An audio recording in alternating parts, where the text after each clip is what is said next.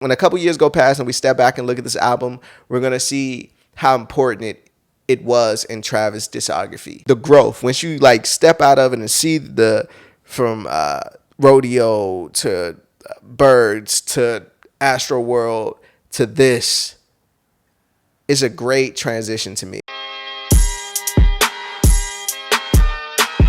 What's up, everyone? This is Tatum.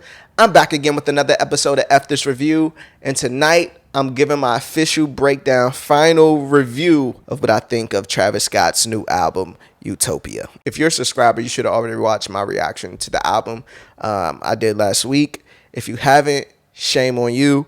But today I'm going to give my full in-depth breakdown what I think of the album after a week listening. Yeah, so let's get into it. Oh man, Travis Scott, Utopia.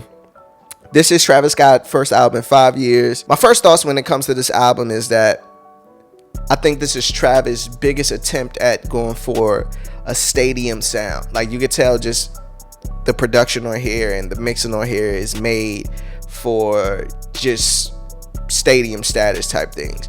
And one thing I do love about the album, that I really love about the album, is that I hear a lot of people saying that it sounds the same and blah, blah, blah. But I feel like this is his biggest chance he's taken musically. A lot of people listen to Travis Scott for vibes, whatever, and on this album we start talking about lyrics, and not just lyrics but just flow and pocket and the rapper he's turning into. And some people have a problem with that. Like, after waiting 5 years, I think this is the only album Travis could make. I say that because coming off everything he came off of, we can start at Astro World, the album, like the biggest album in his career, just the biggest Travis Scott's been in his whole career, and then to go into the Astro World Fest and, you know, all the traumatic things that came from that. I feel like he couldn't make two things. I'm proud that he didn't make the same Astro World album to me, and two, I don't think he could have made that. Like, I think after the events that took place, it probably shifted the album a bit, because there's some up-tempo shit on here, of course, but it's not the rage shit. Like, we get Fiend, we get the Drake record shit. That intro is crazy. That intro is crazy. Martin Jam beat is crazy. I know a lot of people are like on the wall of that one, but when I hear that song, that shit just sounds like, oh, you really went for that. Like, it's not a lot of people who will rap on that beat. It's not a lot of people that would choose that beat. You know, somebody gonna have a joke. Well, I know why. Another thing that's hovering over the album is the Kanye comparisons. Obviously, you hear, you know, Travis Scott worked on Yeezus. I feel like everyone's saying that, like, but you know, he produced on Yeezus and shit. Like, it kind of discredits like the inspiration that Kanye has on this album, and I don't want to do that. Yes, Travis worked on Yeezus, but you know, like, it's fucking Kanye worked on shit of Travis's too. Like, I know a lot of people say that's his sound, and you know, it is what it is, but like, let's not discredit. You know?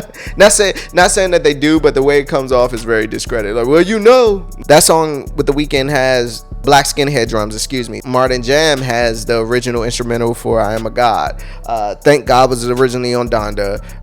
Telekinesis was originally on Donda. God's Country was originally on Donda. So like, it's a lot of pieces in here that obviously it's from Kanye. So I think that's cool. Like, I think this is the most Travis Scott has sounded like a Kanye project throughout his whole career, even with the Yeezus comparisons. The Drake diss, amazing. I've read that Drake like sent that verse in like a couple hours before the album is turned in, which is why a song with Uzi was removed at the last minute. I think the vinyls will have the song with Uzi and CDs will have the song with Uzi, but streaming it was Drake. Great shots, great for hip hop. Keep the beat going. I'm all with the negativity.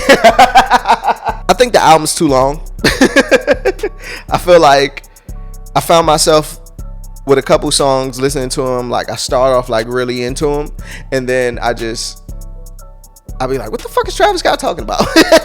Wait, what is he even rapping about most of the time? And I think that's the flaw when like an artist like Travis Scott like goes into his rapper bag more than usual, because like, all right, I'm into it and it sounds good, but what the hell are you talking about? Like, what are you talking about? So and that's not like a knock or anything, it's just how I felt listening to some of the songs on here. Sirens was one of the ones I thought was really crazy. Thank God versus crazy. Schizo was also crazy with Young Thug. The way that beat switched. Lost Forever. That going into Love with Cudi. I think that run from Fiend is dope. Fiend is dope. I could do without the Beyonce Renaissance record. But go from track 10 to track 16 is a crazy run. He could have took out a lot of these songs and those been like the real, album. Telekinesis throws me off because I've heard that song for years. The Kanye song and Future. I don't feel like the song seems directionless. Like, one thing I did love about the album, and you gotta give this credit to Kanye, I guess. But the presence of God on this album to me is as heavy as it's ever been on any Travis Scott album. You know what I mean? From God's Country to Telekinesis to Thank God, and like, it's a lot of, and I appreciate that. Bringing God into this is always great. What they did with Telekinesis, it kind of threw me off. Like, Future just being Future. SZA verse was, it was just all over the place. Like, and it starts out as this gospel record, so it just throws me off. Maybe it's the balance between angels and demons. I don't know. You know how these fucking entertainers. A, that's the name of the song with Lil Uzi. A. It's top 3 for me with Travis albums. Astroworld, this, and Birds in a Trap. I don't judge it as harshly as I'm seeing people judge it, but let me get into my favorite songs. I'm gonna say I Know, Sirens, and Lost Forever. Westside went off, and that Alchemist beat is crazy.